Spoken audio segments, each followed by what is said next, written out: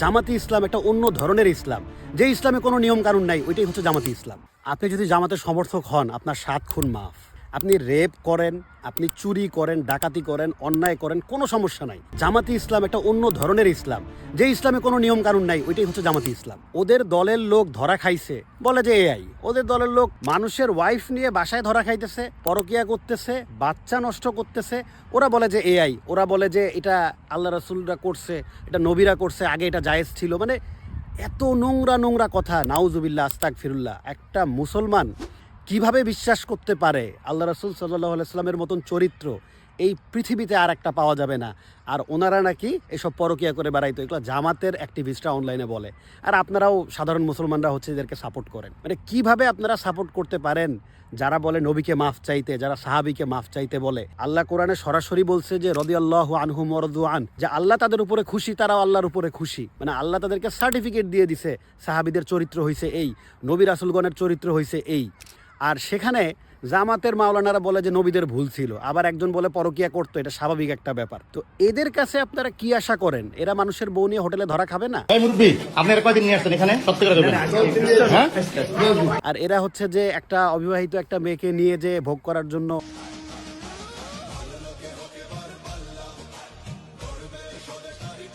গেছে হোটেলে, ধরা খাইছে, তারপরে বলে এআই, তারপরে বলে বিয়ে করছে, দ্বিতীয় বিয়ে, কেউ জানে কেউ জানে না। এই যে এত কন্ট্রোভার্সির কোনো দরকার নাই তো।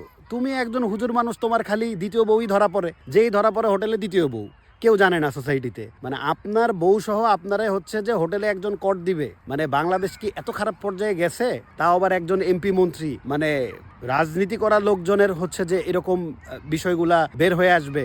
এত সহজ বিষয়টা মানুষকে কিভাবে বোকা বানাইতেছে, একের পর এক অন্যায়। পুরা অনলাইনে, ফেসবুকে, সব জায়গায় ইচ্ছা মতো বলতেছে এআই। মানে কি পরিমাণ জোর!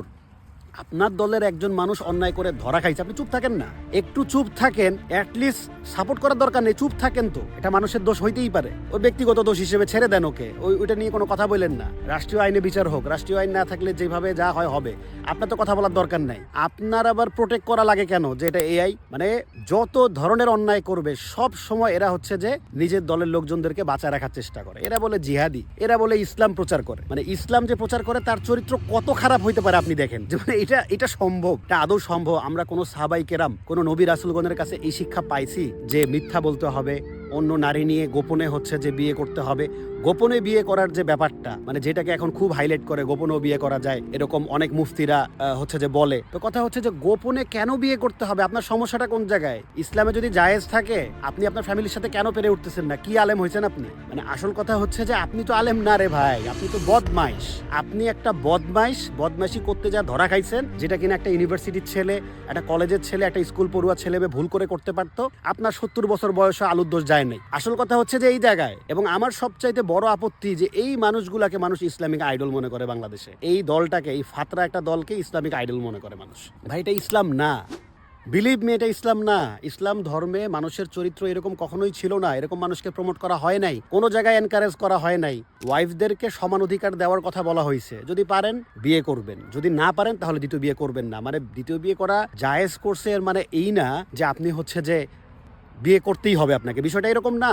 বিয়ে করার জন্য আপনাকে আবার উত্তম চরিত্রের অধিকারী হইতে হবে। আপনি আদৌ পারতেছেন কিনা ইনসাফ করতে, ওই বিষয়টাকে প্রথমে হচ্ছে যে ঠিক করতে হবে যে আপনি ইনসাফ করতে পারবেন কিনা। এবং এই লুকায়া বিয়ে করার যে ব্যাপারটা, আবার থাকে না কাবিননামা, আবার ওই কাজী সাহেবের অডিও শুনলাম যে পরে নাকি সিগনেচার করাইছে। মানে এগুলো বিয়ে ছিল না, এগুলো বুঝাই যায় রে ভাই। আমাদের এই জেনারেশনকে কি বুঝাইবেন আপনি কি করছেন? মানে যতই চেষ্টা করেন কোনো লাভ আছে? যে আপনাকে বিয়ে করছে অ্যাটলিস্ট সামাজিকভাবে তাকে মর্যাদা তো দিতে পারেন। এইটুকু মর্যাদা যদি দিতে না পারেন তাহলে মানে এটা তো বিয়ের পর্যায়ে পড়ে না রে ভাই। এটা তো ওই যে অন ইসলামিক যত বিয়ে আছে, ফালতু বিয়ে আছে, কন্ট্যাক্ট ম্যারেজের মতন, শুধুমাত্র হচ্ছে যে মানে সুখ অনুভব করার জন্য, শুধুমাত্র এনজয় করার জন্য, মানুষের কাছে ধরা খাওয়ার থেকে বাঁচার জন্য হচ্ছে যে কন্ট্যাক্ট ম্যারেজ করে, এই টাইপের জিনিসটা হয়ে গেল। মানে ঘুরে ফিরে যেভাবেই বলেন, এরা হচ্ছে যে জেনাকারী, ব্যভিচারকারী, এবং এরা হচ্ছে মিথ্যাবাদী। এরা ধরা খাওয়ার পরেও মিথ্যা বলতেই থাকে। এই দলটা থেকে সবাই সাবধান থাকবেন। যারা মুসলিম আছেন, অমুসলিম আছেন, কেউ এদেরকে আইডল মনে করেন না প্লিজ। নিজে জাহান্নামে যাবেন, পুরো 14 গোষ্ঠী জাহান্নামে চলে যাবে যদি এদেরকে বিশ্বাস করেন।